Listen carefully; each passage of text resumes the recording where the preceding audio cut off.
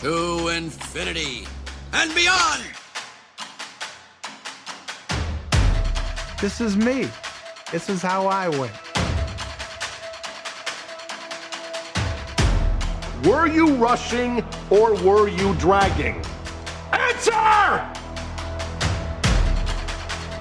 You're a wizard, Harry.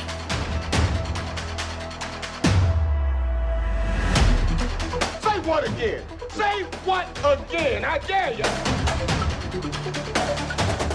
No, I am your father.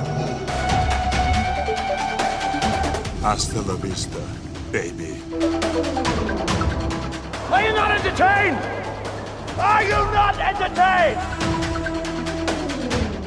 And here we go.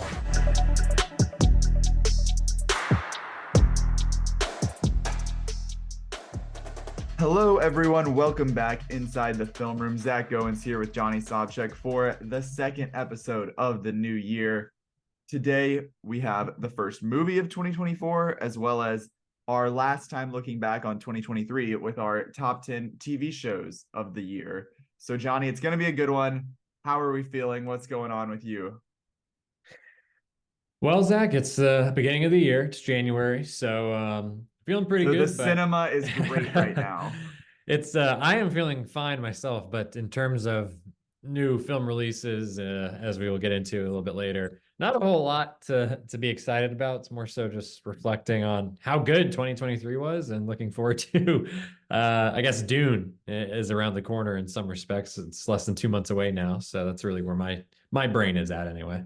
I will not tolerate that erasure of the upcoming Mean Girls, the movie, the musical. That's coming out this week, and I will be in attendance, and we'll see what happens there. But Hey, fingers crossed. Today's topic, however, I know I mentioned the first movie. I didn't say what it is. Today we're talking Night Swim. Came out at the top of the year.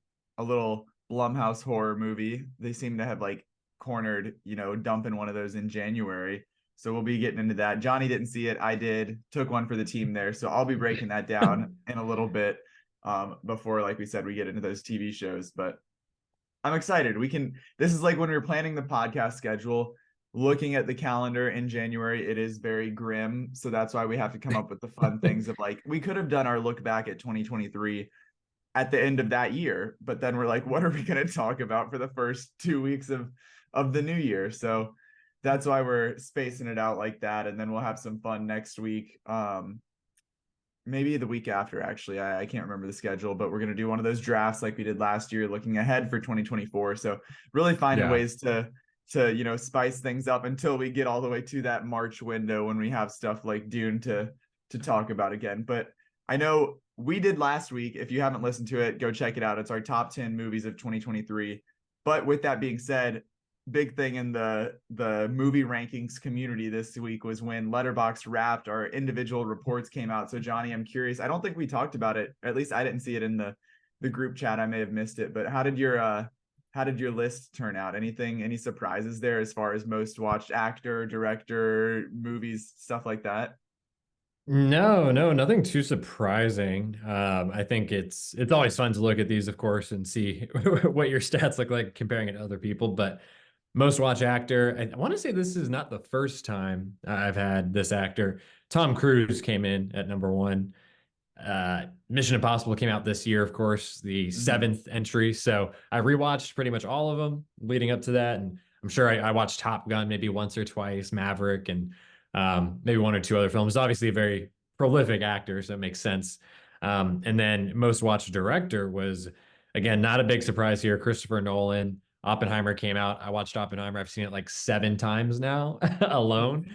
And then also so I rewatched... you don't even need any of his other movies. You just watched that enough to... Well, that's the thing, is I've rewatched all of his movies leading up to Oppenheimer. So we're talking like 15 plus Nolan watches this year. So I love that. Love to see that. What were your top director and actor, Zach? I will say I had some surprises because I was on board with you. I thought that like you, July, I mentioned it last week when we were going through the amount of movies that we had watched. July I rewatched the Mission Impossible movies leading up to Dead Reckoning Part 1. So I was like, oh, it's definitely going to be Tom Cruise. Shocked to find out that Jennifer Lawrence was my top actor, because Huh. I know we had talked about it a good bit, but I had just done the Hunger Games rewatch towards the end of the year. So that was 4 movies. I watched No Hard Feelings twice. So I'm trying to like scroll through and see what other Jennifer Lawrence movies I may have seen, because still I don't think those numbers add up to beat out all of the Mission Impossible movies with Tom Cruise. But Yeah. maybe, I don't know. But then my director also, because the Mission Impossible movies are sort of split up, so my director was Francis Lawrence, who was the Hunger Games movies and then the new one, which Jeez. that makes sense. So big year for the Pan Am community, for the Hunger Games squad out here. So, I'm not upset about it. I loved No Hard Feelings. I thought that was hysterical, great comedy. And then to dive into the Hunger Games movies, it was a good time. But I will say my um most watched theme and most watched nano genre, which they provide, it's kind of like a fun little like niche rather than like romance comedy. Like they very much like get into these categories. That's more aligned with Mission Impossible. And I also had a couple Fast and Furious movies thrown in there. So my theme is Huh. adrenaline fueled action and fast cars. And my Wow. most watched nano genre is death stunts formulaic. I don't really know what that means. Um, Wow. okay, it's Wow. just kidding. I clicked into it. It says you've logged 11 entries for the nano genre death stunts formulaic, and it's all the Mission Impossible movies, Pirates of the Caribbean, Dead Man's Chest, Indiana Jones and the Dial of Destiny, Fast X, Fast and the Furious 6, and then John Wick. So I feel Wow. like Indiana Jones is Okay. definitely Okay. lacking there as far as fitting in with the rest of those. But Yeah. How many I'm curious overall the number of films and the number of hours watched. Where did you fall in with that? I had 83 films logged and Wow. 171 hours, which I Okay. know Okay. that's less than you, I believe. Well, you're employed, Zach, so it makes sense that you would be, little troublesome in terms of your numbers. But the number of films I had logged was 245, and the number of hours watched was 528, which I think breaks out to about three total weeks of movie watching. That's priorities right there. I will say though, I don't have I know I talked to you guys about it last month or so. I got the app Serialized, which is like Letterboxd for TV. I had been like on a different one called TV Time, which was, it was all right, but it wasn't like as many features as a Letterboxd. So this new one, um, I've been Yeah. logging all my TV. They don't do a Wrapped, at least not one that I got. But trusty old Notes app was my go-to for logging TV. And in 2023, I still had 34 TV series. Mhm. So I know we're getting into TV later, but that factor those hours in with the films logged as well to help me get to a more impressive number, I guess.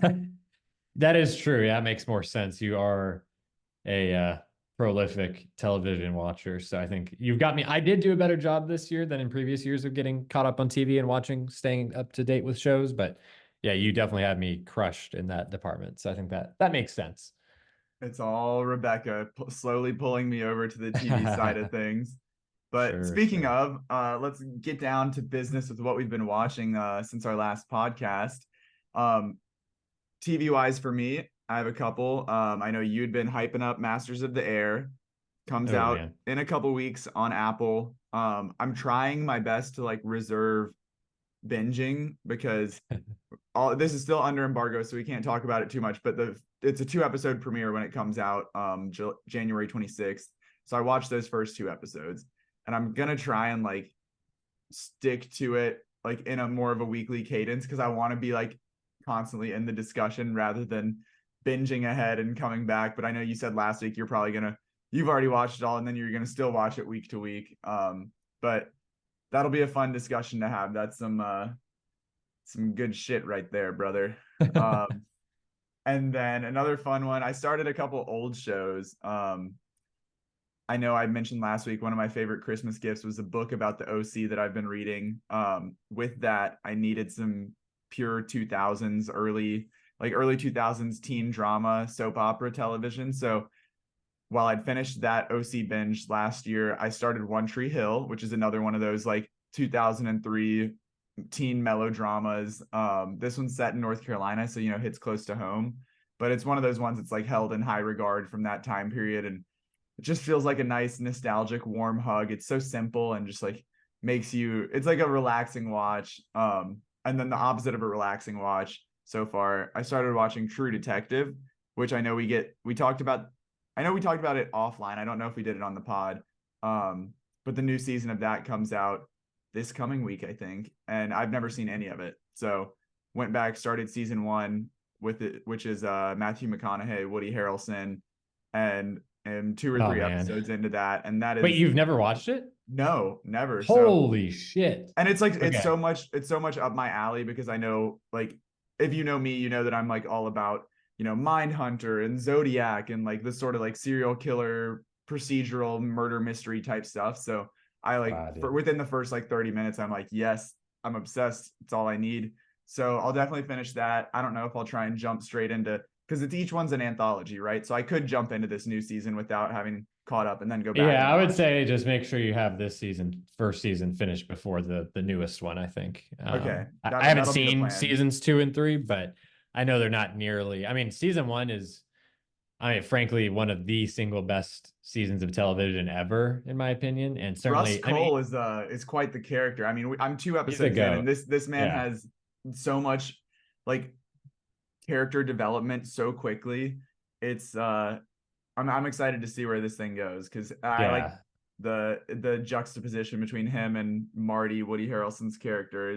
It's an interesting combination to have them together. Yeah, it's an all-time, I love it. All-time pairing of characters, and just the whole season. I mean, it's, especially by the standards of even HBO, like it's one of their top seasons. I would say like top 5 or 10 at the worst in terms of just like overall quality of any show, all shows that they've literally ever done. So, I did not realize that you had not seen that. Wow. Well, I'm glad you're finally getting caught up. That's I know I've been asleep, but I'm wide awake now. Waking up now.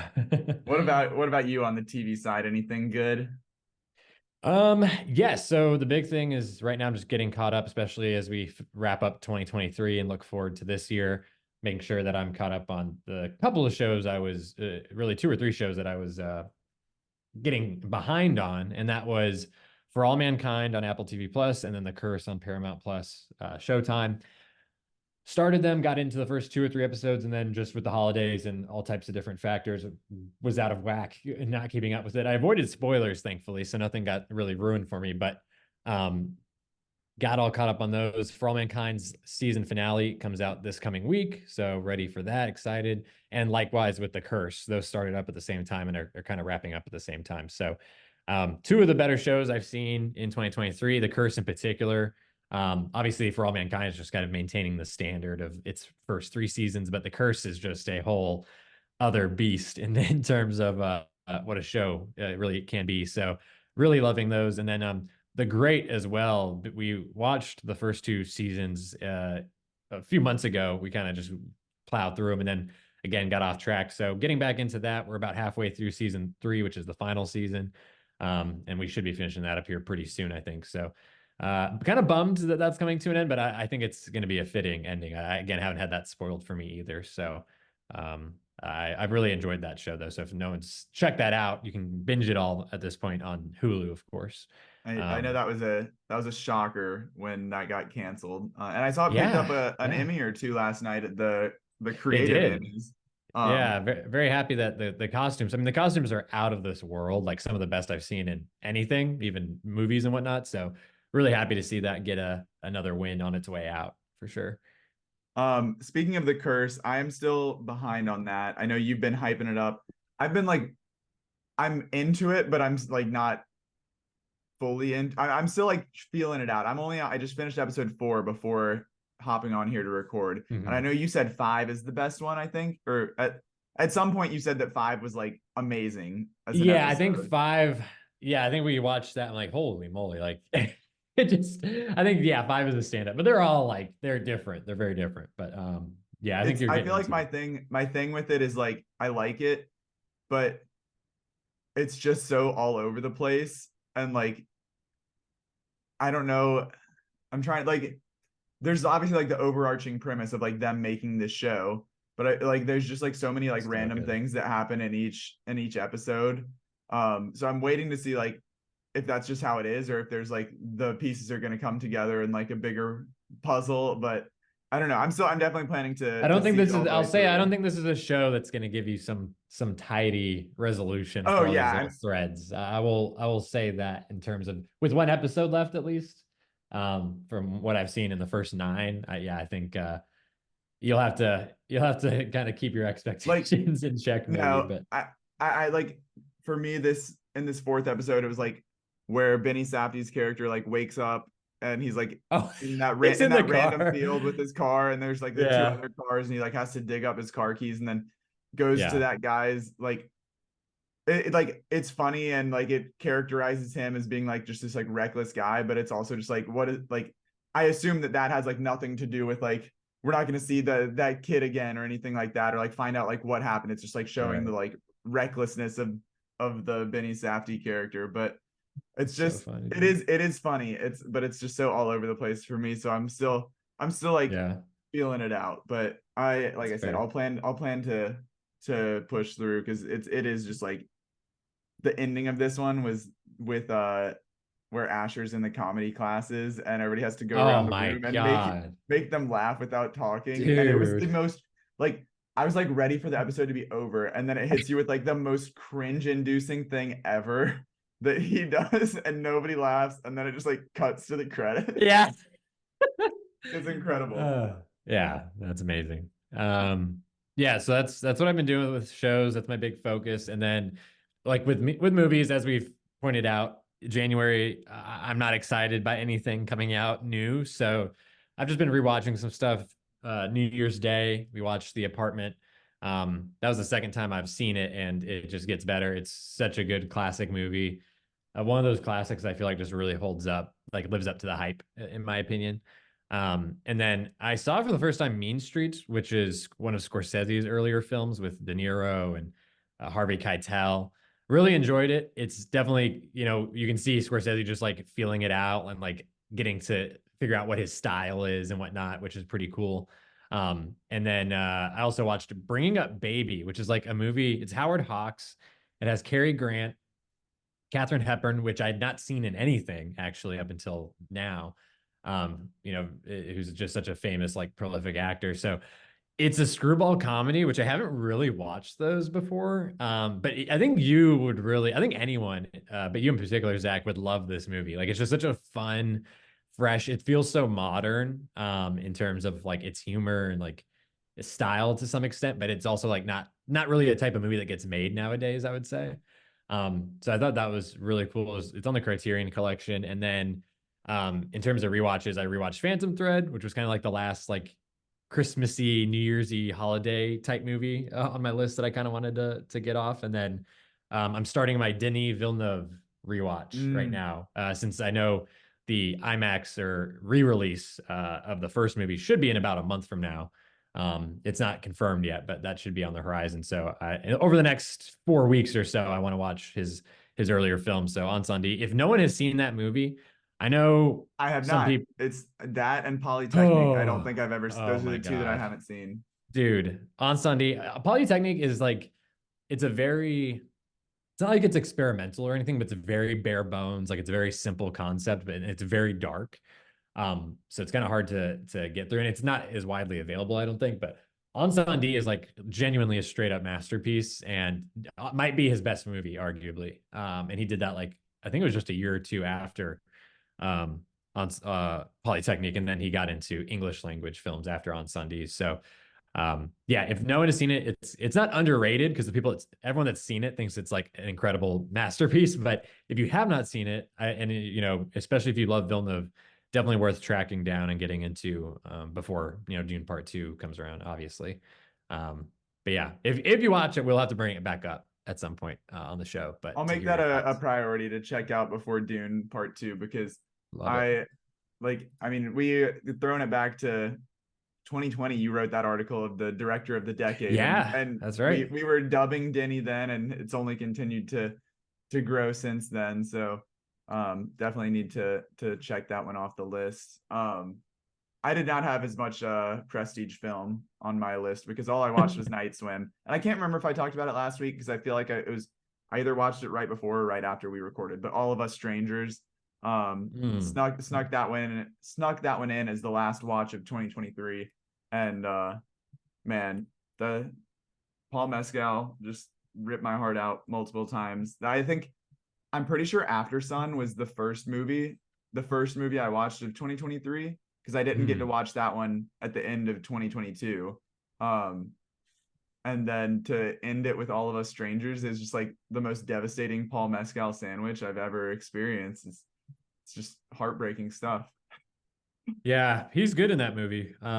He's definitely got a particular streak going on right now. But I do have to say that the whole ensemble, I would say he was probably not like he's not worse by any means, but like I think that Andrew Scott was incredible. Andrew Scott's amazing, and Claire Foy I would as hope. well. Yeah, Claire Foy, Jamie Bell, I thought was also very affecting and very good. So, those actors I haven't really seen in too much as of late, at least in film. So I was happy to see them kind of pop up, even though Paul Mescal obviously is a big name right now, and he certainly does a great job in that role. I feel like very good movie. he gets the headlines because of like just his popularity right now. Yeah, definitely. And like the comparison, like while this was definitely more Andrew Scott's film, the ending with him and like tying that to After Sun being like a spiritual connection movie to this, like is why I led with that. But Andrew Scott's amazing. And really it makes me want to rewatch Fleabag now because of how good he is, and how he's also so good in that. movies that have or media that has a somber tone to it. But without further ado, it's time to talk Night Swim. We're looking at the first movie of the new year. Like I said, I saw this one in theaters. I checked it out. It was an early screening on the Wednesday before it came out, but it was like a screening that was open to the public, and it was sold out as far like it was free, but it was like every seat was full from the people who signed up for their tickets and just came, which was I'm like I don't know if the people were that excited to see it or if they were just looking for something to do, but I'm like, it's a Wednesday, this movie comes out tomorrow, you're not getting to see it like a week in advance or something like that. Are you just trying to save a couple bucks on a ticket? But the crowd was pretty into it. I was shocked. They got some good laughs, got some a couple gasps maybe, but me not so much. This is the first movie that I've seen this year. It is from Universal and Blumhouse, an Atomic Monster. It's a little horror thriller. It's starring Wyatt Russell, Carrie Condon, Amelia Hoferly. I don't know how to say that. I'm sorry. Gavin Warren and Nancy Linehan. Currently, I think the folks are more in line with me than the audience that I was with. It's a 27% critic score on Rotten Tomatoes, a 40% audience score, and I was sitting right about a 35, so right in the middle there. I gave it 1.5 stars because this was January, you made the allusions to it talking about the film slate. It's always been the dumping ground for, we didn't want to get it out in the mess of the holiday season, like didn't have to rush to get in awards contention. We're not saving it for the summer for a big blockbuster, like just dump it in January and move on. And for me going into this one, that had always been my mindset for January movies. But last year, a little animatronic doll changed my mind when I saw Megan. Like I went into that movie fully expecting this sort of thing of like, oh, it's a dumb horror movie. It's going to be like cheap, bad horror. And that movie was like, that's a 4-star. It stayed in my like borderline, like top 15-ish all year. Had a lot of fun with it. And so that was also Universal, Blumhouse, and Atomic Monster. And I was like, hey, maybe they're cooking. Maybe they have like narrowed in on this like subgenre that they're going to start the year with and like be the one thing that people go and see. So I went into this one not as cynical as traditionally I would go to an early January movie. But unfortunately that was a mistake because this was This was no bueno. Let me lay down the plot here, then we can get into it. Ray Waller, that is Wyatt Russell's character, is a former Major League Baseball player who's forced into early retirement by a degenerative illness. He's diagnosed with multiple sclerosis, and he and his family move into a new home. He's got a wife, Eve, who's played by Carrie Condon, and then a teenage daughter, Izzy, and a young son, Elliot. Without telling his family, he has this secret desire to, against the odds, return to pro baseball, make a comeback in the major leagues. And they buy this new house. It has a pool in the backyard. And he's all like, oh, this will be great for my like hydrotherapy. It'll be great for the kids. We'll have like pool parties and they'll make new friends here. But there's some darkness in this pool. This pool has some bad energy. And things escalate from there. So I'll get into some more specifics here because I do not care whatsoever about spoiling this movie. I don't think anyone would be upset to have it spoiled. But before I get into all that, Johnny, you did not see this movie. You had no intentions of seeing this movie. Do you have any thoughts about this movie or anything at all before we get into the review? Zach. I just learned more about this movie in the last 2 minutes than my entire life previously up to this point, and my big hobby is keeping up with movies. So yeah, I think I got. I'm out here doing the Lord's work, man. This is all on your shoulders, man. I hate to say it. Well then, let's continue. I will say this had potential to be an interesting premise. Like, I didn't know where it was going to go. I didn't know what it was going to be like, but just when you think of horror movies, it's like, okay, we've had like killer dolls, look at Megan, or like Chucky or something. We've had like serial killers and slashers and murderers and, all sorts of different bad guys or big villains. So when you have a movie that the swimming pool is the bad guy, like how is that going to work? Who knows? We could do whatever we wanted with this to make this like a scary, like, is it going to be like, is there a ghost in the pool? Is there like some demonic force? Is there like something like, is it a cult that uses this pool? I don't know. There's like all sorts of different stuff that you could do. There was a lot of potential for something new. And unfortunately, the result of this movie was nothing new at all. A whole lot of like horror tropes, like retreading the same stories over and over. And just an overall letdown. It's based on a short film that the short film was made by Rob Blackhurst and Bryce McGuire, and then those two wrote the feature film here, and McGuire directed it. The short film's only like 3 minutes long, and basically the premise of that is that there's a woman at night swimming in her pool in her backyard. She goes underwater, looks up from underwater, and like sees a shadow like standing on the edge of the pool, comes up out of the water. No one's there, goes back under, comes back up, and then there's like a scary woman like looking at her, and then it ends. Ooh. Wow. So like that, and it like for a quick little like 3 minute short, like that's scary, that like hits the tone, like intrigues you. But obviously turning that into a full movie is not guaranteed success, and they did not have much of that success when adapting this into 90 plus minutes, whatever it was. But I feel like for me the biggest thing, so this movie starts out, let me lay the groundwork. So it starts out with back in, I don't know what year it is, I didn't pay that much attention. It was like, maybe we'll say the 80s. There's like a at the pool, like people lived in this house, like the daughter like wakes up in the middle of the night, like wants to go swimming, like sees something like a boat swimming around or like going around in the pool, like a little toy boat, and she's like, oh, I want to go get that. Goes out, like tries to get it, falls into the pool, and then gets like sucked down, disappears, and she's gone missing. And then it like flashes to present day, the house, like nobody lives in it. This family comes and buys it. And everybody in the, like, as they move into this house, everybody in the family is like skeptical of the pool because the mom's swimming and she like sees the same sort of thing in the short film. Like she sees a shape, gets out, doesn't see anything, is like horrified. the little boy's swimming in it and hears a voice, and it's like the girl from the beginning. She's like, help me, like it's coming from like the like pool filter. And then the daughter gets like dragged to the bottom of the pool by something. But the dad's like, wow, this is great, because the magic of the water in the pool reverses his MS basically, and he's like suddenly like back and fully functioning and able to hit home runs, and is like, wow, I'm gonna go back to the majors. What the hell?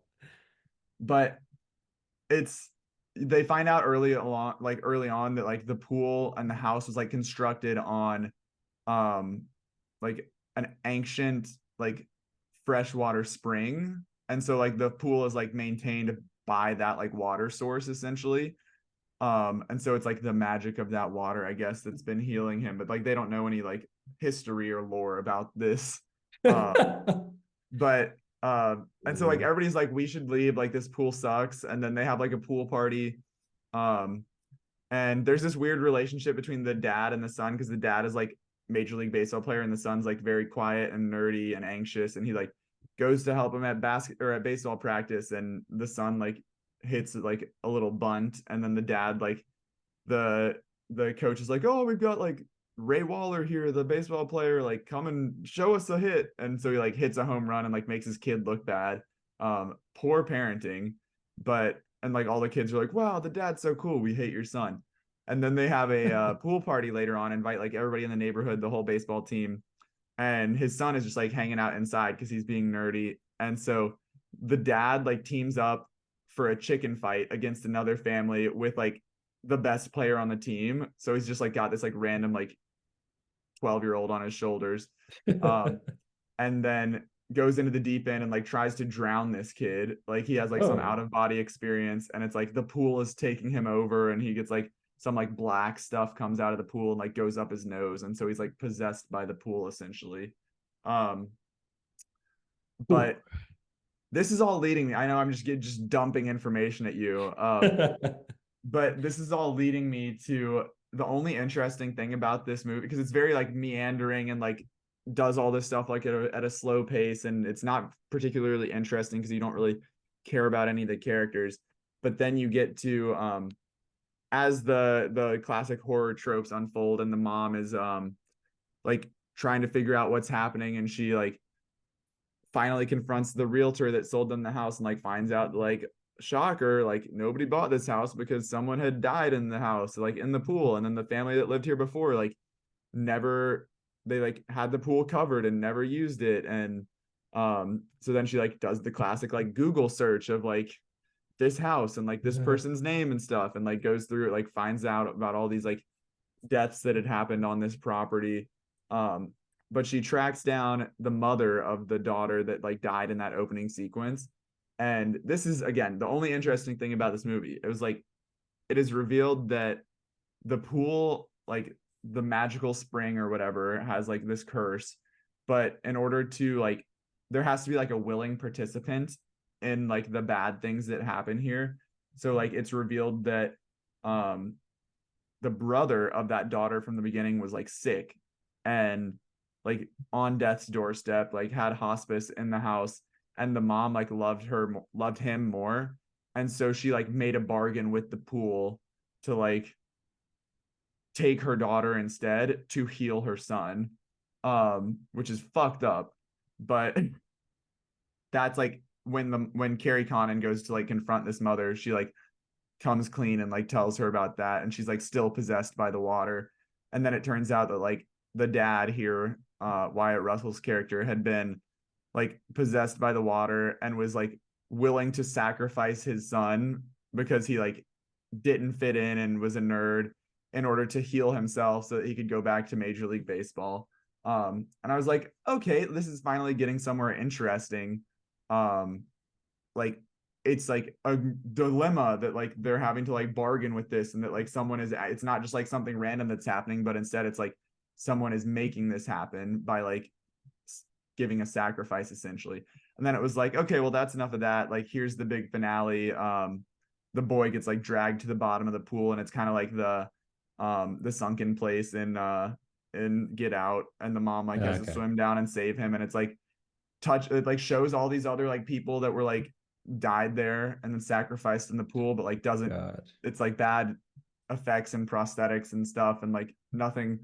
I feel like there could have been like a very cool, like, I don't know if you watch like American Horror Story, the very first season, when it's the murder house and it's like all these people like had been killed here, and they like go into Yeah. all the characters. I feel like that would have been a much cooler approach to like, it sounds dumb, but like the lore of the pool and like the history of it, because that's the most interesting part here of like all of the stuff that like unfolded versus like this one particular instance. But I don't know, it was dumb, didn't go into anything that was like actually interesting. It teased you with that and then went away from it, and was never actually scary. There was like, it tries to startle you because there's like a couple jump scares, but there's nothing that's ever felt like true horror or like unsettling, disturbing. Like, it's just like, okay, I know there's going to be a jump scare here soon, but nothing that's like truly like makes this a scary movie. And then the performances are fine, serviceable. The story and script is not anything great. So they don't have much to work with here. One could say, pool pun, that it's surface level. But that's enough of that. Any thoughts now that you know so much about Night Swim? Zach, I'm gonna keep it a buck with you. Sounds terrible. It sounds very uninteresting, very unimaginative, derivative. It sounds like. Yeah, I mean, it's nothing new in the horror genre. Which is unfortunate because there's a few people in this cast that obviously I'm familiar with, like Wyatt Russell or Carrie Condon, who was great. I don't know a lot about Carrie Condon, but just like coming off of Banshees and like Oscar nomination and stuff, like, what are you doing in this, girl? Why are we here? I don't know the sequence of like when things were filmed or what she did and when, but yeah, hopefully she got a nice little payday for this. And you said this is Blumhouse, correct? Yeah, Blumhouse and Atomic Monster, which is James Wan, right? Yeah, that's right. And they're like merged now, I think. Yeah, I don't know. Blumhouse and Atomic Monster, Wan, Jason Blum, they get away with a lot of less than great films, in my opinion. So I guess this is just another one on the list. Unfortunately, it wasn't your Megan this year to come pleasantly surprise you. Still be looking for my Megan for this year. But hey, it's January. We live and we learn. The best thing about this is that it's excited. I checked one off the list. I've got one movie down on my quest for 50 movies this year. I know I came in just under that this past year, so at least this might not have been a good movie, but I sacrificed one, and just for the stat book here. It's a nice little bunt to get you on the score sheet. Exactly. And then I've got Mean Girls on Tuesday, so we'll be 2 weeks in, 2 movies down. We'll be on track here. But that's enough of that. Let's keep this thing rolling here. That was not fun to talk. It was fun to talk about, but it was not fun to watch. But now it's time to talk about stuff that was very fun to watch.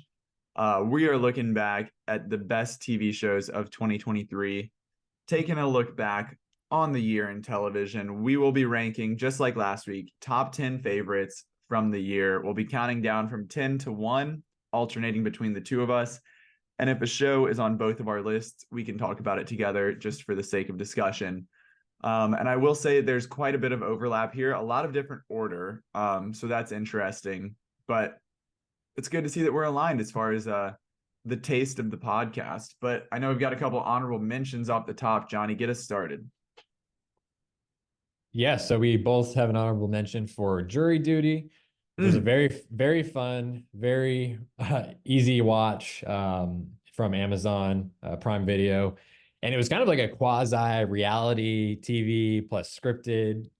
So it was just something I had not really seen before. It was a very fun concept. And I thought the execution was pretty much perfect. And it builds up really well. So it kind of went under my radar. I came onto it later in the year, or about halfway through, a few months after it came out. So if you haven't given that a chance yet, I would definitely recommend it.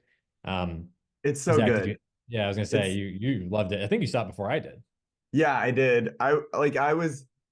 The initial buzz had like happened, and that's what made me watch it. And then I know you were a little bit after that. But no, it's like such an interesting blend. Like you said, like there's not much out there that could be compared to it, because it's like the like almost like mockumentary style of like The Office or Parks and Rec or something like that, because so much of the crew and cast is in on it. So they are acting, but then there's obviously the reality element with Ronald, and it's kind of like The Rehearsal meets like The Office or Parks and Rec, something Yeah, like yeah. that, where there's like the absurdity of it and the just like ridiculousness of chair pants and James Marsden auditioning for something and He's great. soaking. Like it's so absurd. And But it's a then there's feel good also show too. I was about to say there's also like the wholesome element to it, because Yeah. Ronald himself is like, they struck gold with this guy because he is like so pure and innocent and just like such a nice stand-up dude, that he balances out like any sort of cynicism that could be like, what are they doing to this poor guy, because he's just like a Mhm. little golden retriever going along with it. And it just makes your heart melt seeing him like be so nice to everybody and help them all out when they're like intentionally being ridiculous. So if you haven't watched it, it is amazing. They've got Emmy nominees for it, justifiably so. Mhm. And I wouldn't imagine that anyone had any idea that that would be like the phenomenon that it became, and the prestige that it got as well, because it is just like so silly. It is, yeah. No, I definitely agree with you there. And then a couple others here I put I Think You Should Leave with Tim Robinson. I really came on to this show overall this year. My buddy Clint had me watch the first couple seasons with him.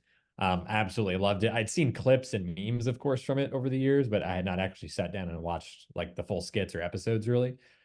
So that was really great. And then of course it was kind of timed up perfectly because the latest season, season 3, came out in the middle of this year. So got to watch that, and all three of them they have a lot of different types of skits and topics, but they all hit the same kind of mark for me in terms of humor. So I thought and it's just so different from really anything else. It's really kind of short form skits and whatnot. And then uh, the last one here I want to mention is Invincible.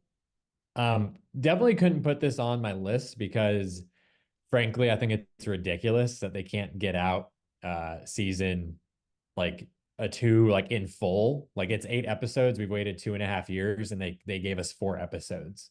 And there's a break and we have no idea when the next 4 episodes are coming out. I think that's extremely annoying and like kind of inexcusable in my Was opinion. any I of don't that know. strike related? Like they hadn't finished No, definitely production, or not. no? Okay. No, that was not. There's been no notice of that from what I've seen at least. I don't want to say it that's definitive, but yeah. So I just don't get that at all. But the first 4 episodes, I will give it credit, were very good, especially episodes 3 and especially episode 4. I think was the strongest, one of the strongest probably in the entire show so far. So I'm excited for the next 4 episodes, but then who knows how long we'll have to wait for more after that. And then It also defeats I the did. purpose if you have to rewatch like the first part before you even like, you Yeah. watch the first part twice to then continue on with that second part. Exactly. Yeah. And then I will also mention, last honorable mention, The Great, overall as a show, but season 3 came out this year. Couldn't put it in the list because we're only about halfway through that 3rd season. Still got to wrap it up. But I know it got really good reviews and I'm certainly really enjoying it so far. And I'm excited to see how they conclude the show. But yeah, I think if you again haven't checked that out, definitely give it a look. But yeah, couldn't quite put it in my list because I still have to finish it. Respect. All great choices there. Obviously, I said Jury Duty as well as an honorable mention. Abbott Elementary season 2, that kind of bridged the end of, I guess, the fall and then the start of the spring. But great feel good comedy. It's hysterical. Again, that mockumentary style. But very, very real, very funny. Great cast, a lot of really talented people in there. And season 2 premieres a month from season 3 premieres a month from today, finally coming back. It was supposed to be one of those fall shows on ABC, and then with the strike, everything got pushed back, and so they're finally coming back in February. But it's great characters, great quotes, great. It's not like a Game of Thrones level sort of like monoculture where everyone's talking about it the next day, but it is like on a smaller scale. Like people watch Abbott on Wednesdays and there's live tweets and reactions and people are talking about what's happened with Janine and Gregory. So a lot of that is on top of the show being great, a lot of the like commentary and the fact that this is like one of those few remaining network shows that airs at a specific time makes it a very communal experience, which is fun. But speaking of network shows, Survivor 45, I mentioned it last week when I was just wrapping up my TV. But I've been in 45 seasons deep, rocking with Survivor since the year 2000. And it still continues to be just one of the best shows on a week-to-week basis because of the cast that they bring in. This one had a really solid, like it's all dependent on the cast because there's only so many different challenges that you can do and force people into situations. But this cast started off really weak. We had like 2 or 3 people quit within the first couple weeks, and then so it was looking rough. But then everybody else, that just freed up more space for the people who were there to step into the spotlight, and had a really great season, really great winner. And I'm excited to just continue watching it and hopefully have a couple of these people come back in future seasons. But 46, I think, airs in February or March is when it kicks off. So not too far to wait until we get some more Jeff Probst. And then my last honorable mention is Lessons in Chemistry. This is an Apple show. It was a limited series based on a novel that kind of like took the world by storm in 2022, maybe. But Brie Larson stars in this, is amazing. It's nice to see her get back to, loving her in Room, winning an Oscar for that. And then to see like Captain Marvel, Fast and the Furious, like the sort of stuff that she does outside of prestige acting. It's nice to see her get back into something that is like a meaty role to dig into and flex her dramatic muscles. I had not read the book. I just watched the show. Rebecca had read the book, didn't like the show as much because there was deviations from the book. Without that knowledge, I was just all in on the show and really enjoyed it. It's a great, period piece in the 60s, maybe. And talk like a lot of powerful stuff about like women's empowerment, civil rights, all sorts of like interesting topics there that the show makes commentary on. And just a really, really good cast there. So I'm excited to watch that one throughout award season. I know, I want to say it won something at the Creative Emmys last night, but I don't remember what it was, but I think it has some nominees for the Real Deal coming up in a week or so. But those are my honorable mentions. Johnny, I'm tossing it to you for number 10. Let's get it. So number 10 pick here is season 3 of The Righteous Gemstones. I think it's one of the best comedies, if not the best comedy on show really going, streaming or cable, whatever the case may be. It's just very consistent. Again, 3 seasons in, the cast maintains their fantastic form with Dan McBride and Walton Goggins and a host of others. So really Uncle impressive. Baby Billy's Bible bumpers. John Goodman. I wish the show would get more recognition. It's obviously not a Succession or The Last of Us or even The Bear, but I think it definitely deserves more discussion and more, even in the awards conversation. I think that these performances in particular are just very well done. The directing is very impressive. Danny McBride directs some of it.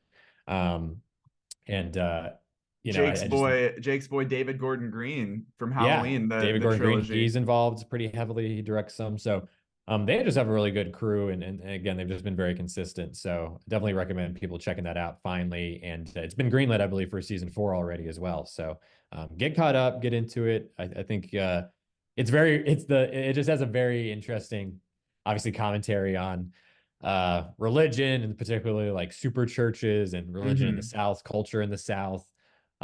Also like movie making and like Hollywood to some extent. And they just kind of go all over the map in terms of like what the topics are, but it's very, very fun. And even got some heartwarming, like very sentimental, I think, elements that work really well too when they go that direction. I didn't want to make my honorable mentions list too long, but it was definitely up there within my top 15 of shows for this year. It's so funny. You're so right. Like the cast is incredible. The characters that they play are so different that it always allows for like a unique story to come from it. You know, the way that the siblings have their just like they love each other, but they hate each other at the same time, the dynamic between them. I loved what they did with BJ this season and him and Judy's relationship, exploring that. And I thought the like whole like militant crazy people church, that was a fun twist this season. um but yeah, like it's just, especially for us both being in like North Carolina, being in the South, like Yeah. in the prime real estate for these sort of mega churches, and like the radicalism, it is like absurd. What it seems so ridiculous, and then you see videos of like, this is a church in Texas at their Christmas pageant, and people are like on zip lines with fireworks, and it's like, oh, so they weren't exaggerating when the church had a monster truck. Like it's very accurate. And they one thing that they also do, I don't know if you watch Mythic Quest on Apple, but they do this as well, where they sort of have like bottle episodes of like a flashback to something, or like a character's origin. I feel like Righteous Gemstones does a good job with this, of like, you know, Uncle Baby Billy and Amy Lee, like back in the day, like an episode about that, or like the Yeah. episode this season where it was like all of the siblings as children, and like about how Jesse and his wife met, and like that sort of like young Judy and how she became who she is. So I think that's something cool that like you can always expect one sort of like spin-off episode Mhm. each season to kind of split things up. But Righteous Gemstones is fantastic. I had a very different show, um, tapping into musical theater over here. My number 10 was Schmigadoon season 2. Mm. This was it's still called Schmigadoon, but this season was Schmicago.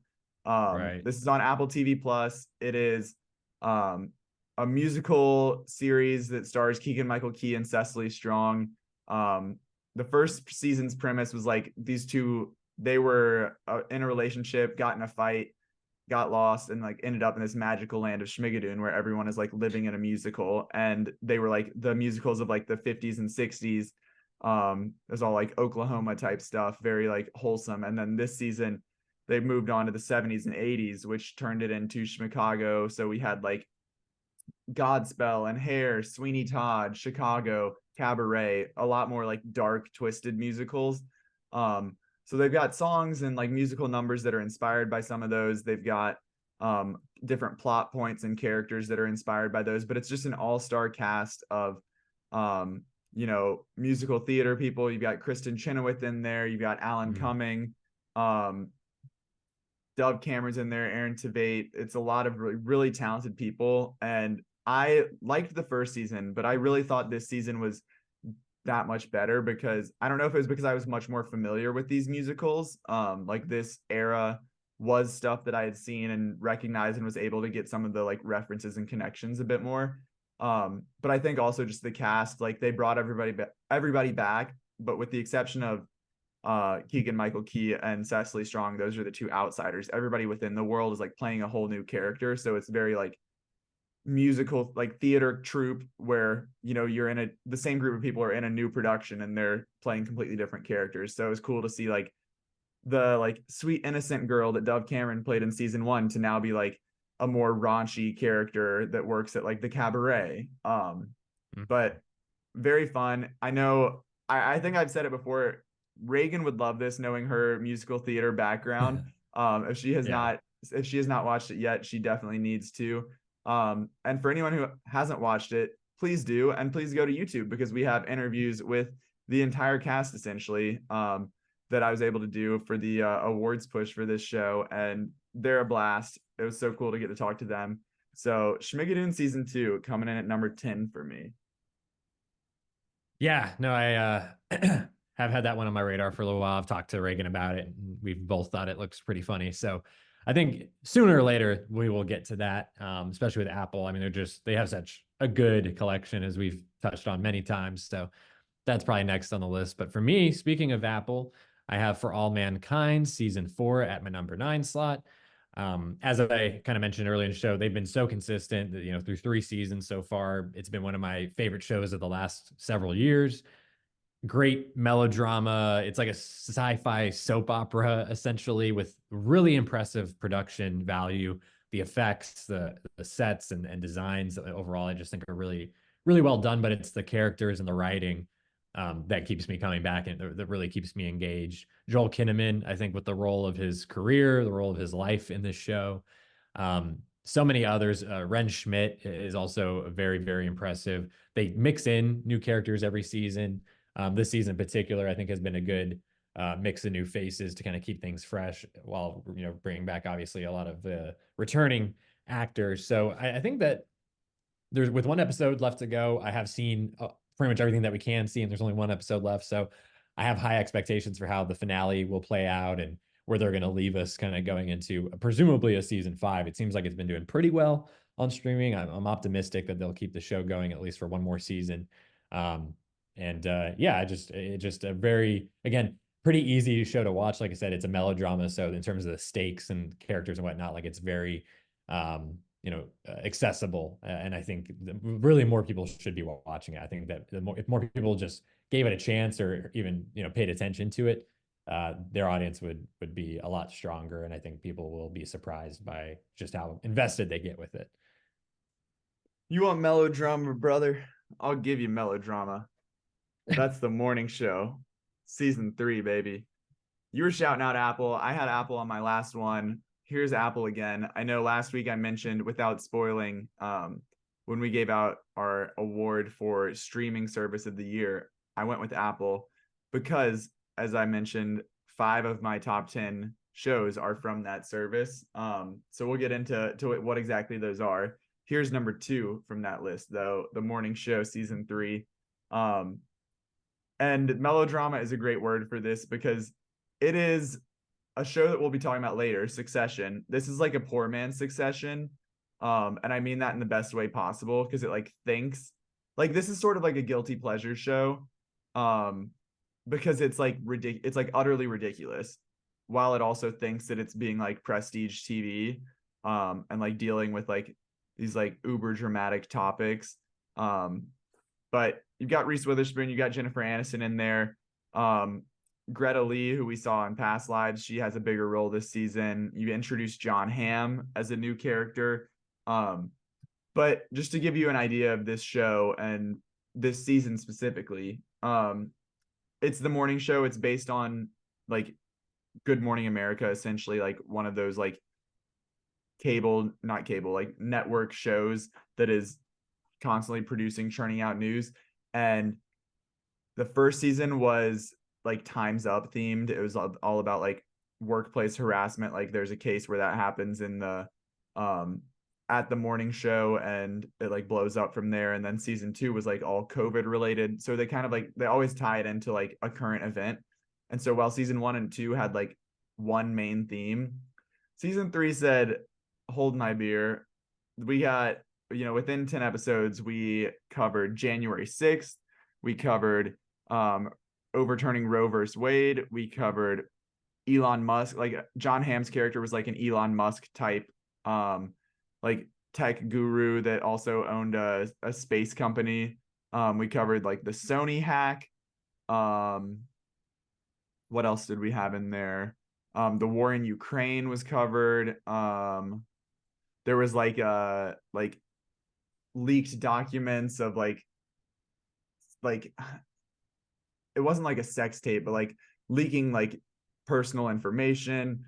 But man, they were like, we're just going to cover anything and everything that we can get our hands on. Oh, and then also like a Succession style like merger and acquisition storyline. But I forgot to mention Billy Crudup is in this as one of the main characters. Shout out Tar Heels. But it's like you can't stop watching, and it like reminds me of, I was talking about like the OC or One Tree Hill earlier on, but like it is that sort of like, it feels like it's coming from like an earlier time, which makes this like so interesting to me, and it's like comforting guilty pleasure. Like you don't want to look away, because the cast is fun and engaging. The storylines are ridiculous and absurd. And it's just a good time. So I was a fan. I know people did not care for this season as much as the critics still gave it a pretty good review, but like fans seem to be relatively disappointed with this season. But I was still on board. So you know what? Maybe I'm just too deep in the morning show, but sue me.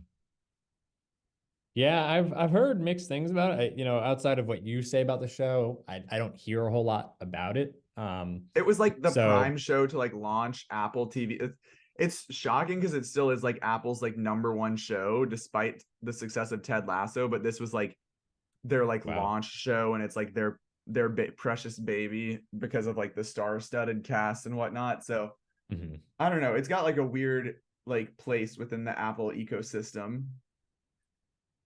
Yeah, no, I think I probably won't get into it, honestly, just because there's probably a number of other Apple shows at minimum that I would be interested to check out, not to mention other streaming services. So yeah, not on my list, but it sounds like, I mean, I probably would like it. The cast seems good at the minimum. So um, maybe I'll check that out at some point. But You don't have to. It's okay. you're like, nah, you're fine. But at my number 8 slot, again, sticking with Apple, they had a really good year. I have Silo season 1. I thought that again, I just talked about For All Mankind. They have a really good corner of the streaming services in terms of like high budget sci-fi shows, I think. And between For All Mankind, I know they have Foundation as well, and some other shows. Invasion, I think, is one of them. This is their latest, and season 1, I thought overall was great. I thought that they did a good job setting up the world. I think in the first season, you really have to hit people, especially in the first couple episodes, and then where you leave things at the end. I think they did a really good job of just setting up the rules and how things work in this world. And the cast I thought was really strong. Rebecca Ferguson, I thought it was great to see her lead a show. Yeah, and just any project being the leading actor. So thought she did a great job, great supporting cast as well. And then again, overall, just the production design, the values of the show, the effects, and the story, I think is a good, very enticing mystery. Pretty simple, pretty straightforward.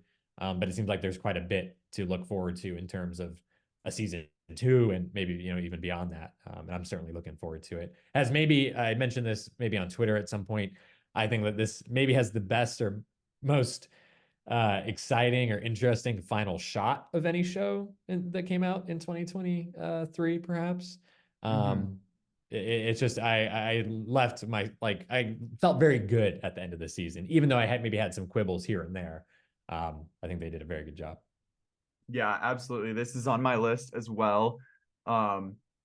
It's my number 7, so to jump ahead a second, but I am completely on board with everything you said. I think I was the first one to watch any of this with the screeners, and I remember texting you guys and like saying how like immersive and fantastic the world building was, that it's like you were mentioning like Apple and big budget sci-fi like really doing it well. And like the silo itself feels so lived in and so real that it's not just like, oh, we're on green screens the whole time or anything like that. Like it's very, very well developed, and a lot of fun to explore that world as we're getting to know these characters. And like you said, the mystery, we were talking about True Detective being my shit earlier. Like, okay, let's put a murder mystery in this like post-apocalyptic world. Sign me up. That's all I need. So I was very much on board with Rebecca Ferguson, someone that we're big fans of here on the podcast, and to see her get to lead this. Really good cast outside of her as well. I know Common was a highlight, seeing him as an antagonist and stirring the pot. I can't remember his name. Not David not what's his name? Not him, the other police officer. The older white guy was good. Oh, yes. Yeah. I think his name's like Marnes in the show. He was really good as like the hesitant, reluctant officer. But yeah, real quick, just to shout out the cast a little bit properly, I guess I would say, is because it is a very impressive, like there's familiar faces and they all give good performances. There's Harriet Walter, who is I think that's She's in she's like three a shows. mom. She's in three Yeah. shows on this list, on my list at least. Yeah, same here. So she's most popular, known for being the mom on Succession, to all the kids, the Roy kids. And she's also a mom in Ted Lasso, which is Exactly. pretty funny. David Oyelowo, which you mentioned earlier, he is not in it as much as I thought, but he does a good job when he does show up. Common, Ian Glenn from Game of Thrones, people will know Dora. him. Dora Mormont, Tim Robbins, who has been great for decades. Obviously, I thought it was Not very Tim cool. Robinson. Tim Not Tim Robbins. Robbins. That would be Not a to be very confused. different, be very different. But and then Rashida Jones also does really well in the time she's given. So yeah, I think And Will the Patton is my Will guy. Patton, yes, he's great as well. So yeah, really good. Again, just from top to bottom, I thought they did a good job. And they're not also, this is a show that is kind of similar to For All Mankind. It's not afraid to like kind of drop characters in and out, and like actors, showing up and just like doing really well and then kind of going off somewhere else. I think that's one thing that I liked about it. Rebecca Ferguson remains like the focal point, but it is kind of the way they weave the stories together, I think, is again part of its strength. And like it's interesting because the first I don't remember if it's the end of the first episode or the end of the second episode. Like the first part of this show is like very much about Rashida Jones and David Oyelowo, like their characters together. Yeah. And then it's like, wait, where's Rebecca Ferguson? And then like it's either the first episode or the second, like her introduction's so great too, when she does show up. Yeah. You like get excited. So yeah, again, that first episode, just as a pilot, is so strong. And to your point about especially those two characters, Rashida Jones and who she plays, and David Oyelowo. Yeah, I haven't seen that show obviously since like early in the year, but now that I'm thinking about it, it just reminds me like why I liked it so much. For anyone who watched the Snowpiercer show, at least the first season of that show kind of went off the rails, no pun intended. But this was very similar vibes of like murder mystery within a enclosed apocalyptic environment. Right. So it hit a lot of those same boxes for me. And was a very good time. But like I said, that's 7 on my list. That was 8 for you. So let's jump over to my 8. We talked about it last week when you were talking about your biggest disappointment of the year. Not for me. Still made the list here at number 8, Ted Lasso season 3. While Lasso was top dog for me in 2021, or I guess 2020 and 21, then they had 2022 off and came back. I don't know what the schedule was. Anyway, the season 1 and season 2 topped their list. We're down in the number 8 slot here. So this was the least of the 3 seasons, but it still held a very important spot in my heart. Still a big fan of this show. While the season had its troubles with some of the pacing and some of the ways that different storylines unfolded, I think ultimately it wrapped up the series with a lot of the things that I wanted to see happen. A lot of the character arcs were very complete. The Jamie Tartt's character arc was one of the highlights of this series as a whole. A lot of really good stuff from Phil Dunster this season. And a lot of like really good moments, regardless of the overall arc of this season or the show. Like I thought that the Sunflowers episode in Amsterdam was one of my favorites of the entire series. A lot of really like the Rebecca and the man on the boat. We got Jamie Tartt and Roy on their outing throughout the city, learning a lot about each of their characters. We got, Colin and Trent Krim coming out and having a very strong relationship there. And then Ted having his own little trip. So that was one of my favorite all-time episodes. I know a lot of fans were down on this season because of certain things that they wanted to see happen. As far as, maybe Ted Becca goes, or like different characters that they wanted to see end up in different relationships. But as far as what I was hoping would happen, I was very pleased with the way it turned out. So I have no complaints on that front. Just any complaints that I did have were just about some pacing issues and stuff, but still overall really love this show, love the characters. And I hope that this is the end, because I don't want to, have anything overstay its welcome or I know they had initially set out for 3 seasons. They gave us 3 seasons.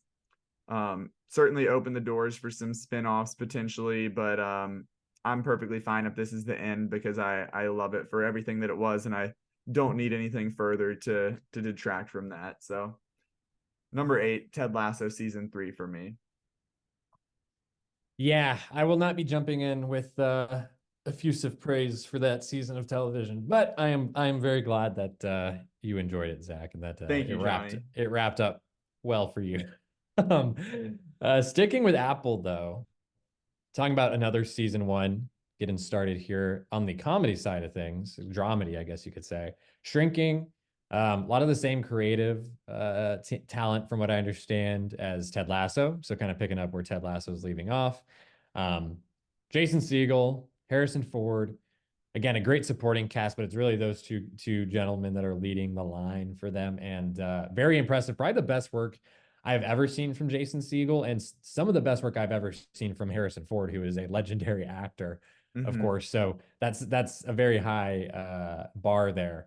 And getting to see him in this mode where he is like actively like being funny, and like Hysterical. he's in a comedy and he's just absolutely crushing it. I have no idea how he's gone overlooked this award season. Makes absolutely no sense to me. I can only think that it's because Shrinking, maybe just not enough people were watching it or talking about it. I'm really not sure. And it We came know out in season 2. January. It was like the start of like, because this season has been so extended with the delay of the awards show, and this show came out a year ago now. So they had a long time to try and keep it front of mind for people. Absolutely. I think that was definitely a struggle. It's kind of wild to think it's already been a year since the show really got cooking. But yeah, I think that this is one I'm really looking forward to seeing where they go with these characters. The way that it wraps up, I think, is really, or like where it leaves off, is really interesting. Again, this has got the Ted Lasso vibe, so it's really a feel good. It'll make you cry, make you laugh. I think it's just really like smartly done kind of drama with some humor thrown in there, and yeah, I'm optimistic about what the future holds for it. But who knows when season 2? I mean, season 2 might not be out till next year. I mean, we really have no idea. That's the only downside, I guess I would say, but not their fault. Shrinking, love it. This is number 4 on my list, so we're kind of jumping all over the place. But it's so good. Everything you said rings true.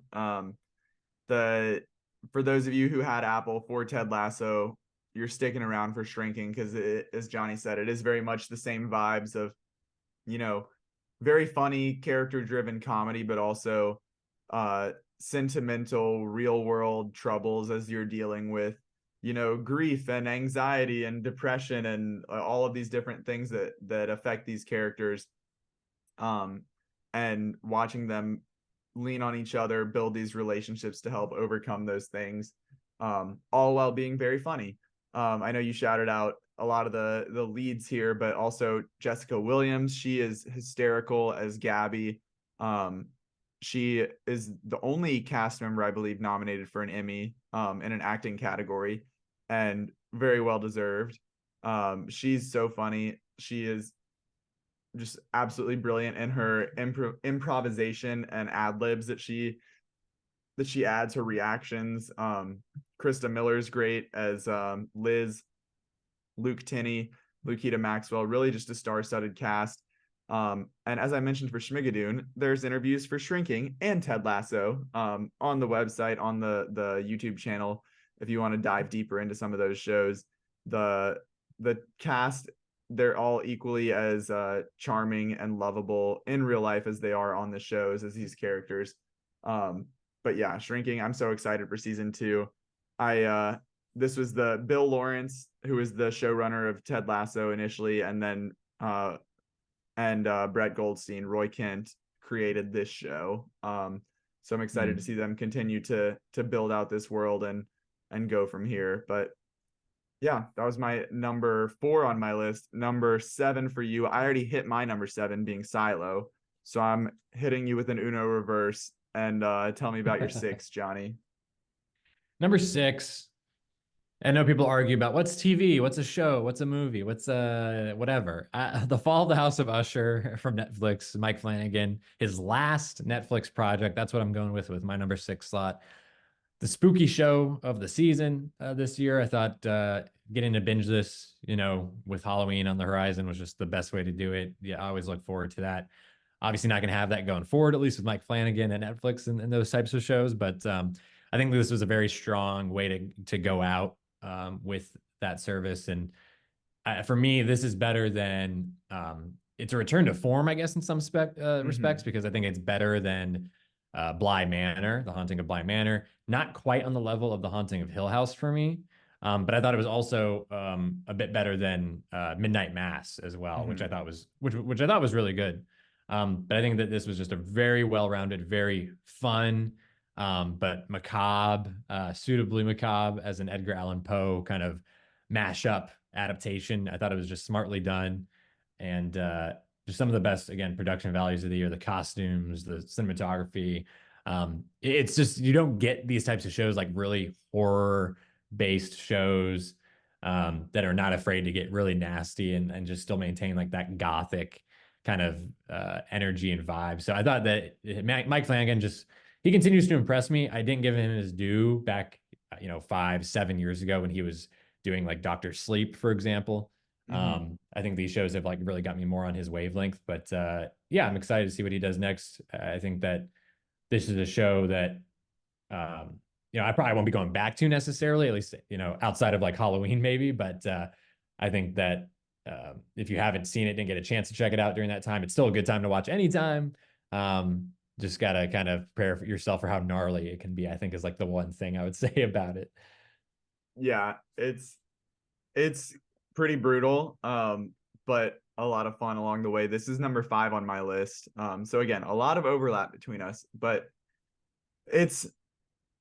I also have it as my number 2, Mike Flanagan, behind Hill House. So we're aligned there, but no, it's fun. I like each episode having some sort of like different theme, essentially. Each one being dedicated about one of his separate children, and their titular fall in the House of Usher. So a lot of fun to like see the different vibes that they embrace between each child and their personality, and the way that they tie it all together with the reflection on what happened from like the narration point of view. But again, we're talking about like talented casts here. This is right up there with some of the best, as far as the kids, I don't know I don't know the name. Carla Gugino is the She's evil incredible. lady. She's amazing. We've got Bruce Kate Greenwood. Siegel in there. Bruce Greenwood is Mr. Usher. We got Mark Hamill in there. Rahul Kohli is in there. I'm trying to think who else. Tania Miller. There was somebody else I was going to shout out, but I can't remember at this point. But no, it's just a great ensemble across the board. Not a single weak link, and that's what makes all these individualized episodes still so good, because the cast is so talented that it doesn't matter who it's focusing on. It's still going to be great. So that was your 6. That was my 5. So now I'm jumping back to my 6, which is The Bear season 2. I thought the first season was great, and this second season really kicked it up a notch. This is, a very chaotic show that is filled with yelling and anger and just like chaos. That's the only way to describe it. And I think this second season did a really great job of, while we still had all of that from the first season, we got to actually spend time in quieter moments with these characters and see them develop. Whether it was in a standalone episode with Marcus in Denmark, Copenhagen, I think, when he went on his like baking trip, and we got the little guest appearance from why can't I think of it? Will, what's his name? What's his last name? Kenny from We're the Millers. Will Poulter. There we go. Like whether it's that, like getting to know more about Marcus and like his mom's situation, or when we see Sydney like go around the city and have time by herself, we get Richie and Forks at learning at the restaurant. There's so much growth that all these characters undergo. And the best of that is Richie. He's just went from being like an asshole in season 1 to being like everybody's favorite, the cousin that everybody wants here. And it's so good to see I will say, while I liked all of that, I'm excited for them to get back to like actually running the restaurant in season 3, because this whole season was spent building, renovating, launching the restaurant, whereas season 1 was like, we're just struggling to get by. This season is renovating, and then next season they have said that they'll be more like in the actual kitchen and the business of it all. So I'm excited to get back to that. But this was a very worthwhile step in the journey to see them, everybody make all these strides as they're going along. And then you've got Jeremy Allen White, who's fantastic as Carmy. He's got Claire Bear coming in here. We've got the budding relationship there, and seeing him and Molly Gordon go back and forth with each other is good. But also just like hope.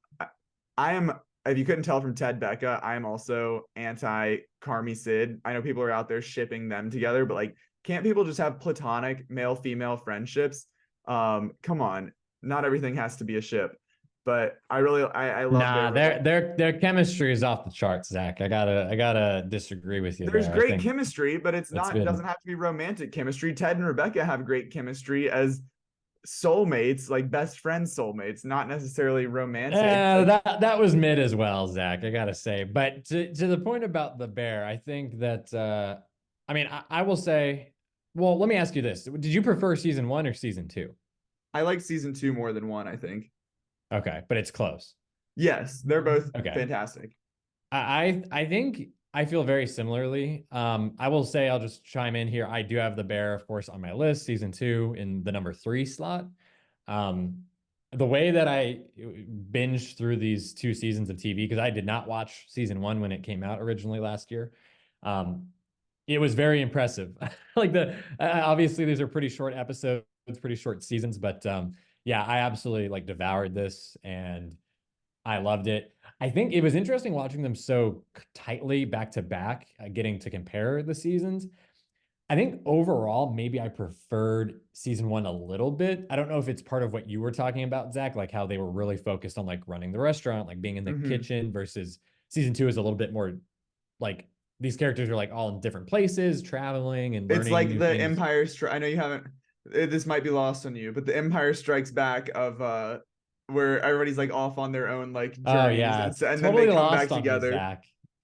You have I know not nothing seen about Empire Strikes you know that Back. you I know nothing about Star. Get out of here. Go watch Star Wars. No, I know, I perfectly understand. I think that's a valid comparison, and that's it has its own strengths in that regard, because it gives you very special episodes like Forks, or like the one that you were talking about where he. I didn't even mention the Christmas episode. Fishes. No, yeah, Fishes, absolutely batshit, and fantastic, spectacular episode of TV. Yeah, I think it's very close, but I still think, even with all that said, one of the probably 3 or 4 best shows I watched this entire year.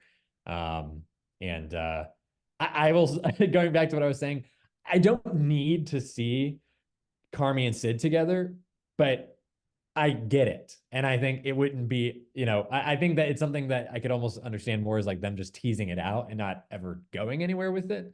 But I wouldn't be mad or disappointed or anything, obviously, if they choose to develop that in some way. But it's going to be very interesting. I don't know where they're going to go with season 3. Who knows what crazy cameos are going to come up? Who knows what's going to happen in the kitchen? I bet Taylor Swift's in season 3. That would be absolutely nuts. Yeah, I'm not going to bet on that, but that would be interesting to say the least. Any other thoughts on the Bear season 2, Zach?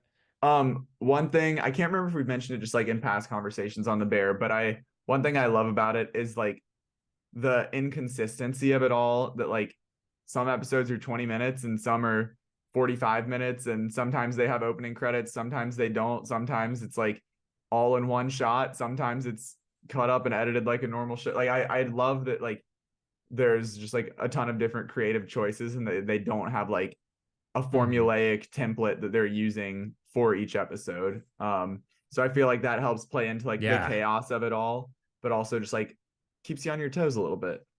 So big fan. That Yeah. was my number 6. Your number 3. We'll keep on moving down this list, but so I already talked about my 5, which is Follow the House of Usher. So what do you have for 5, Johnny? My number 5, now I will say getting into this, like, I guess maybe 5 through 3 or so, I would say it's very interchangeable, even like through the top, like 2 and 1. But ultimately, I went with Barry season 4, the final season of Barry, as my number 5 slot. Mm. Fantastic television. I guess you could call it dramedy, but it's genre defying, I think, in a lot of respects. Bill Hader, incredible direction, writing. Um, his performance, of course, the whole cast, some fun guest appearances, cameos, but also, um, the usual kind of group that we've seen over the last 3 seasons.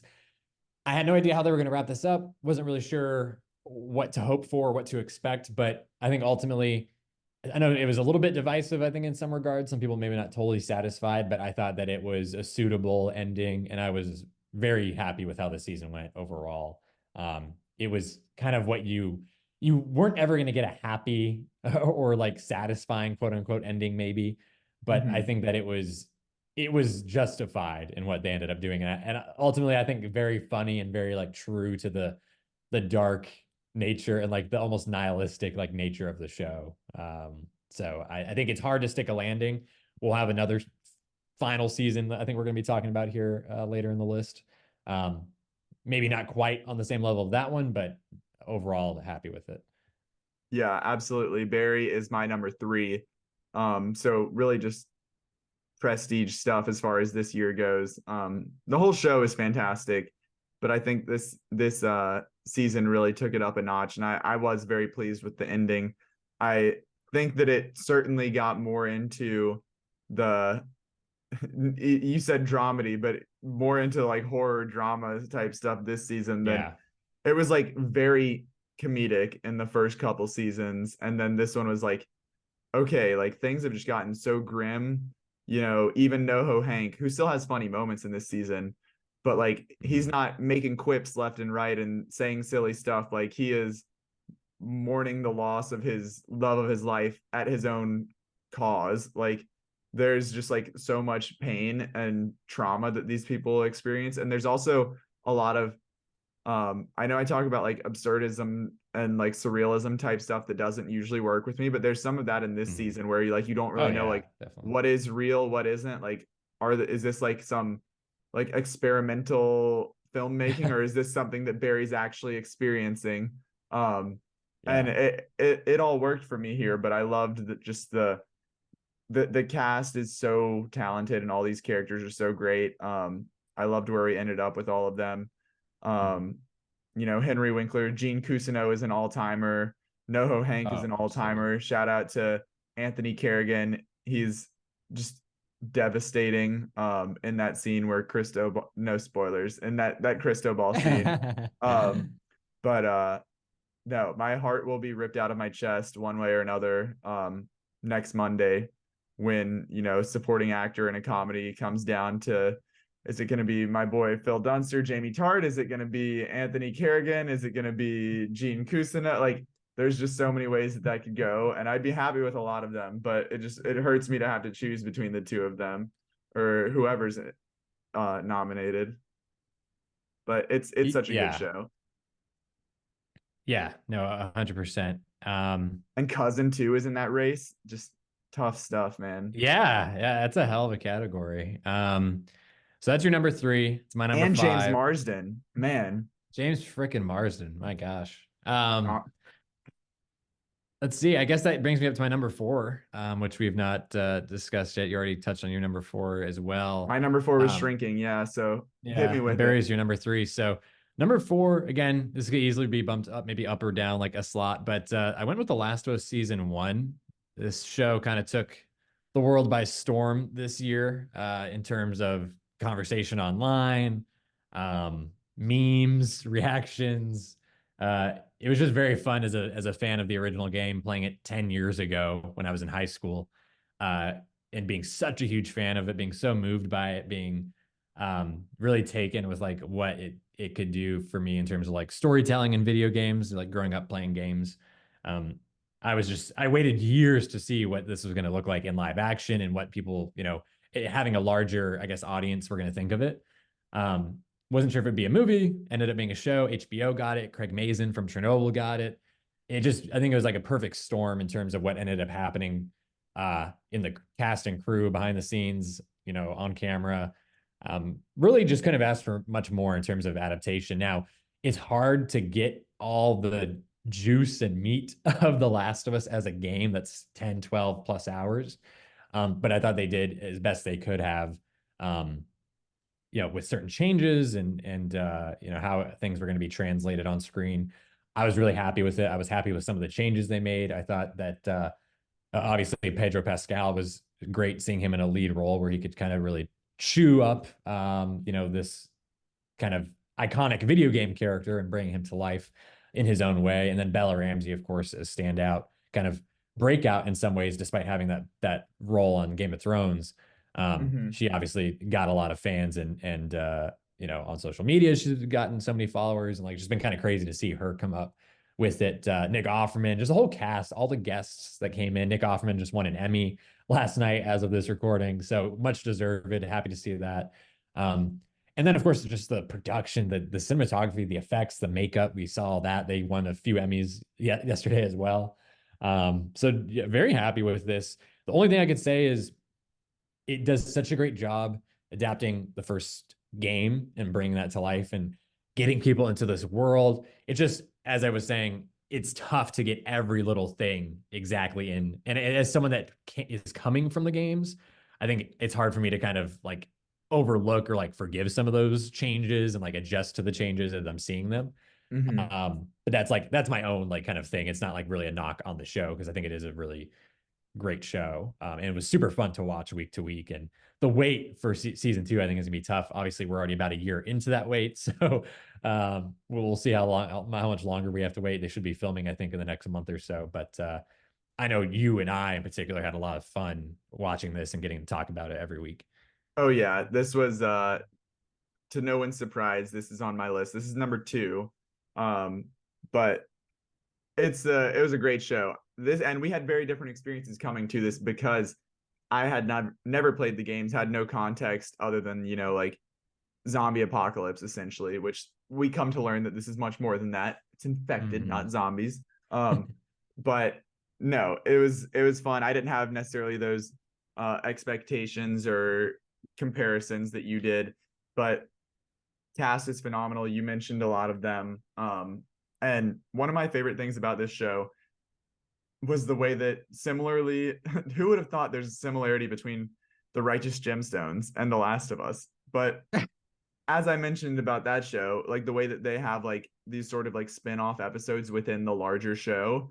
Episode 3 of Last of Us, where we got the Bill and Frank story that you just mentioned. Nick Offerman won an Emmy for it. He was nominated against Murray Bartlett, who was his co-star in that.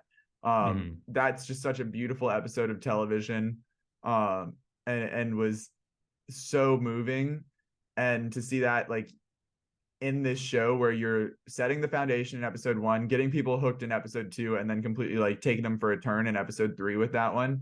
It's pretty bold. And then to also have that flashback episode later on with Bella Ramsey and Storm Reed, who also won an Emmy last night for guest actress, where they're in the mall. That's another great one, to continue to, in the midst of all this chaos, to flesh out these characters. So I'm thrilled with everything that we got, all of the different places that this show took us. And I'm so excited to continue to see where it goes without having played the games and having any sort of context. But obviously it leaves you on such a devastating cliffhanger that I'm anxiously awaiting the fallout of that. So we'll see when that comes and what happens. But just imagine playing the game in 2013 and then not getting part 2 for 7 years. Hopefully we have a much quicker part 2 in TV than you guys did with the game. And I will say, as someone who maybe was a little bit more critical, just as someone coming from the game than you as a newcomer maybe would have been, part 2, I think, is going to be even better.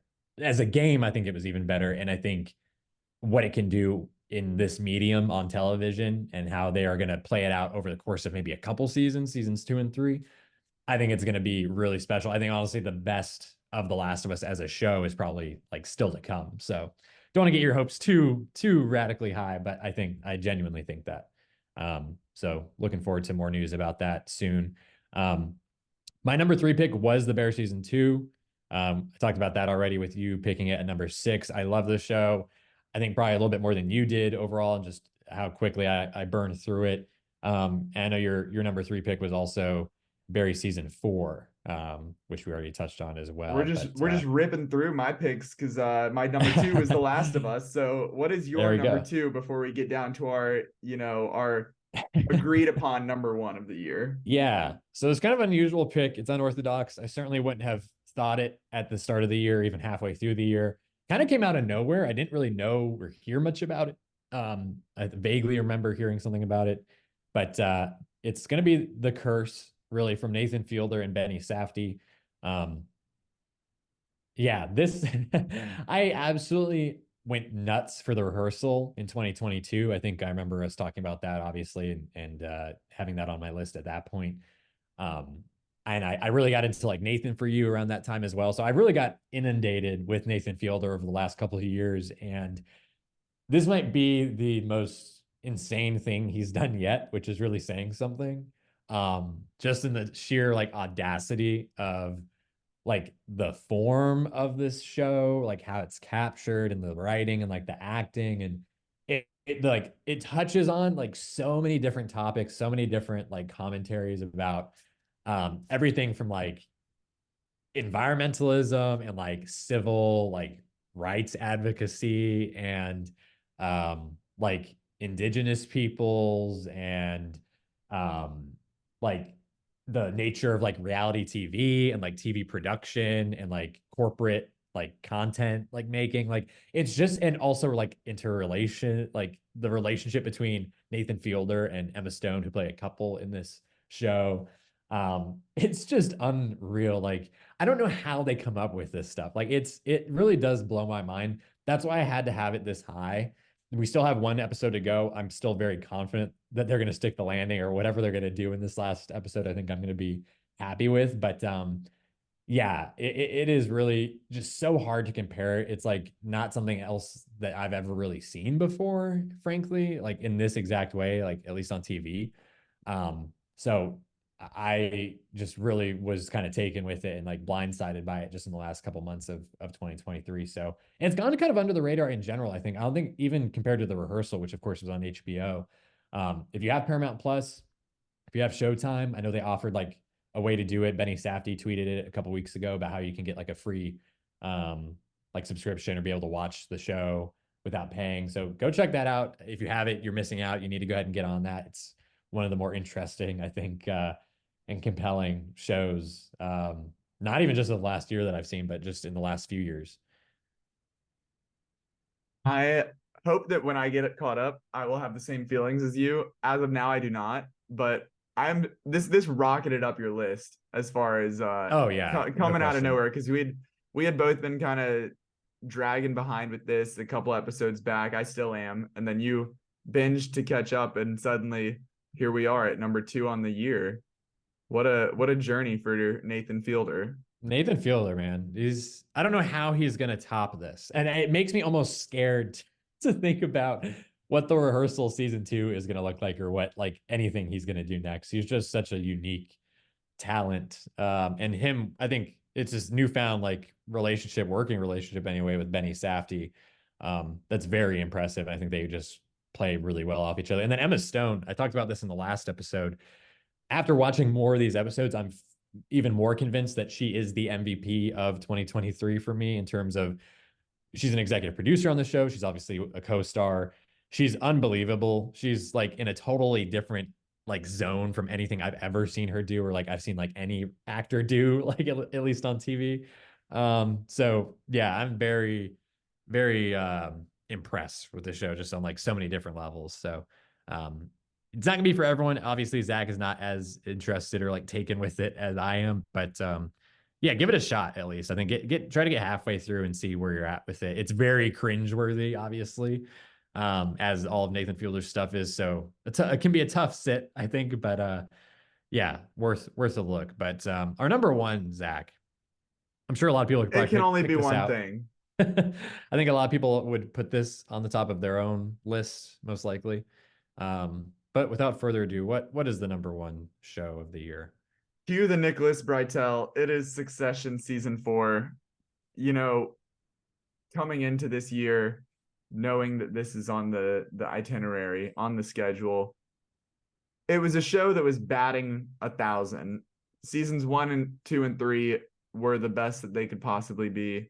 The only thing that could happen here was to be let down, but that was not the case because they just knocked it out of the park once again with another phenomenal season week to week. And you know, when you have a show that you come to the point where it's season 4, you've announced that it's the end, you think that like, oh, there's only so much that can happen. I must know like where this is going. Yeah. And the biggest feat of all was to have so many twists and surprises in how this played out, with people thinking that they had it completely figured out.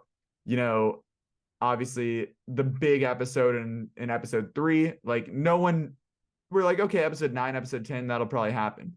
Like just completely slapped us across the face with episode 3. And to do that in a way that still makes you emotional and care about the most despicable people in the world, and like still feel so devastated for them, like that's just a testament to how well these characters have been written and developed, and B, like how well they're being portrayed and presented in that particular moment to still make you feel for them.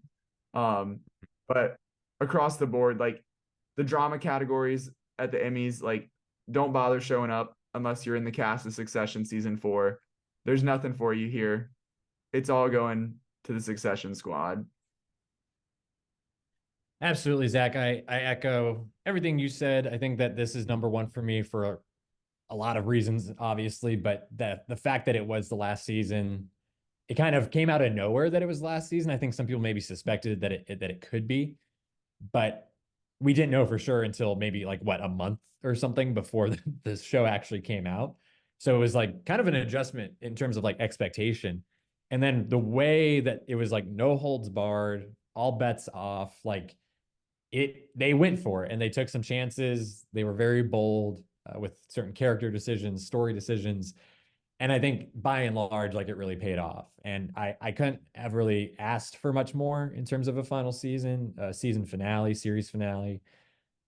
It was hilarious. It was very sad. It was, and it's sad also in the respect that like I've loved this show over the last few years, like really since like the pandemic, which got started, and like that was already like 4 years ago.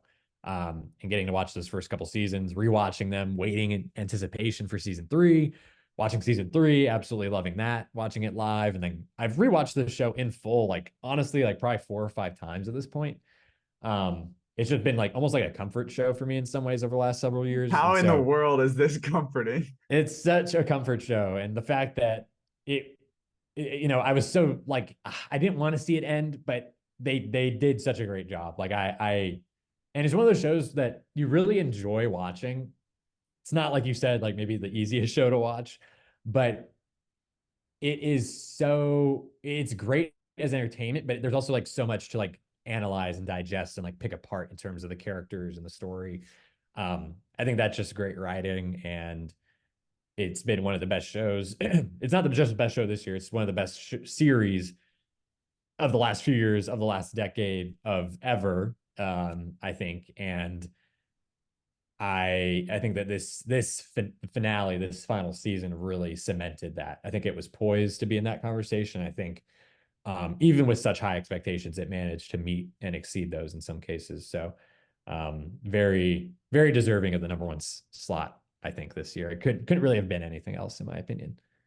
Yeah, I mean, there's so many moments from this show, from this season, that just stick with you, and it's horrifying to see and think, like, especially heading into an election year, where this is how like it's drama on TV, but this is very likely how things work in the real world as well. So love that for us. But man, what a show. What a show. Succession season 4. It's You Will Be Missed, Succession. We were just talking last week how there hasn't really been like a Sunday night HBO show to really grab everybody's attention. We had 4 on this list with Succession, The Last of Us, Barry, and Gemstones. So let's get back to it. Let's get back down to business with those shows that everybody's tuning into and talking about, because we love to see it. But there you have it, folks. 1 through 10, ranking the best shows of 2023. Looking forward to more fantastic TV in this year, in 2024. And not next week, but the week after that, we'll be doing our movie and TV draft of 2024. So we'll be talking about what's to come as far as films and shows that we're looking forward to in this new year. But that's all for today. Thank you all for listening, for tuning in week in and week out. We would not be able to do this without your support. So we really appreciate it. Thank you so much. Absolutely. Fun as always doing these lists. I can't believe it's another year gone, but thank you all for the support through 2023. And I'm really excited for this year in terms of what's coming and what the opportunities are going to be. I think that if you're looking for me to kick Zach's ass in this draft in the next couple of weeks. I will say, looking back with all of the shows and movies done, I can concede you did win the draft. Oh, absolutely. No question. I appreciate the concession, Zach. Last year, go back and look on our social media or listen to the episode. You can go find it. It's an interesting draft because a lot of things change, delays and whatnot. But I will say, if Dune and Masters of the Air had stayed put, I would be much better in contention. That would have been something. Yeah, I will also concede that. But I'm excited for that episode, though. It's coming up and a lot more. So stay tuned. Follow us on Twitter, Instagram, like us on Facebook, subscribe on YouTube, and you can find all those accounts at Inside Film Room. And while you're at it, be sure to subscribe, rate, and review wherever you get your podcasts. We're on Apple, Spotify, Google, Amazon, iHeart, YouTube, anywhere you can find a podcast. We are there. And be sure to subscribe to our newsletter as well, so you can get the latest episodes, reviews, articles, giveaways, all that good stuff delivered straight to your inbox. And be sure to come back next week. We will be talking about Mean Girls, the new movie musical, as well as reacting to the Emmy Awards. We'll see you then.